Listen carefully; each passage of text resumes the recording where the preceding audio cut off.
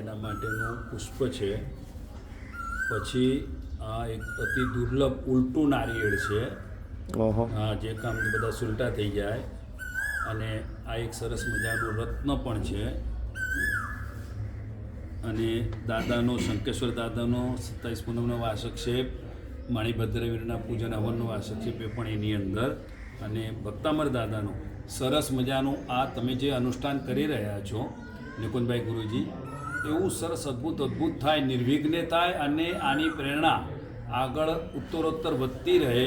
હું તો કહું છું, સંકલ્પ તમારો 500 જે પ્રતિષ્ઠાનો દાદાનો આપણા શત્રુંજય દાદાનો જે થઈ રહ્યો છે એ નિમિત્તે હવે 504 હવન ગુરુદેવ પ્રેમસિંહ મહારાજ તપગચ્છતી ગુરુદેવ પ્રેમસિંહ મહારાજ સાહેબે જે 500 વર્ષ જ્યારે માણીભદ્રવીરના પૂર્ણ થયા હતા ત્યારે 504 હવન નવડીના હિસાબે 504 મોટા હવન કુંડ બનાવીને કાચા માટીના વ્યવસ્થિત બહુ પદ્ધતિસર અને આખા સપરિવાર સાથે, હંમેશા સપરિવાર સાથે જ હવન હોય, સજોડે જ હવન હોય. એકલા પુરુષોનું હવન ક્યારે હોતું નથી. તો આ માણીભદ્ર કે કોઈ પણ દેવદેવીનું હોય તો હવનની અંદર સજોડે જ હોવું જોઈએ. તો અત્યારે પણ તમે સજોડે છો તો પુણ્યશાલી આત્મન આવા 504 આ પૂર્ણ થયા પછી, આ અનુષ્ઠાન પૂર્ણ થયા પછી એક એવું અનુષ્ઠાન રાખો એમાં 504 આપણા ભક્તામરના જે ગુરુ ભક્તો હોય, જે સાધકો હોય તેઓ 504 હવન કુંડ બનાવીને સરસ મજાનું એક અનુષ્ઠાન થાય.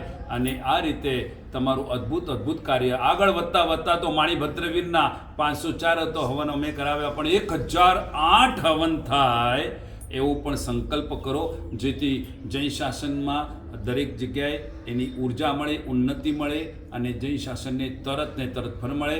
આ જ કોરોના દરમિયાન અમે લોકોએ સંકલ્પ કરેલો કે 136 માણીભદ્રવીરના હવન કરવાના અને નિર્વિઘ્ન થયા. એમાં ચમત્કાર વિશ્વમાં એકમાત્ર અહીં થયો કોરોના દરમિયાન. એ આખા શંકેશ્વરમાં એક પણ કોરોના કોઈને થયો નહોતો, કોઈ પણ મોત થયું નહોતું. આ એની નોંધ લેવી ઘટે. અને એનો હવે કે આવું તો બની શકે ના. આગળ વાત એ છે કે 1 વર્ષ પૂર્ણ થયા પછી 2020ના માર્ચથી 2021ના માર્ચ સુધી કર્યું. એના પછી વિહાર થયો અને અમારા ગચ્છાધિપતિ શ્રીના પાવન ચરણોમાં જવું પડ્યું અને ઋણિતીર્થે બાજુ ગયા. ત્યારે આખા શંકેશ્વરમાં ચારે બાજુમાં કોરોના એક ઘરમાં 4 ફાટે નીકળ્યો, પણ ટોટલી કોરોના સમય દરમિયાન 2-5થી વધુ કોઈના મોત થયા નથી. આવો આ માણીભદ્રવીર દાદાનો પ્રભાવ અને ચમત્કાર અને આ પૂજન ને હવનનું મહાત્મ્ય અતિ શ્રેષ્ઠતમ હોય છે, ત્વરિત ફળનારું હોય છે. બસ તમે તમારા જીવનમાં આજે સંકલ્પ કર્યો છે એ શંકેશ્વર દાદાના મહાતીર્થમાં અને સાથે આ માણીભદ્રવીરની સાક્ષી 108 પ્રાંગણની અંદર સરસ મજાનું અમારા નિશ્ચયમાં અનુષ્ઠાન કર્યું. તમને સફલી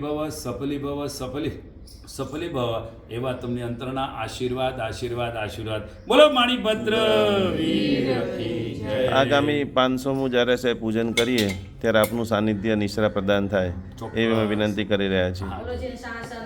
દેવ કી જય.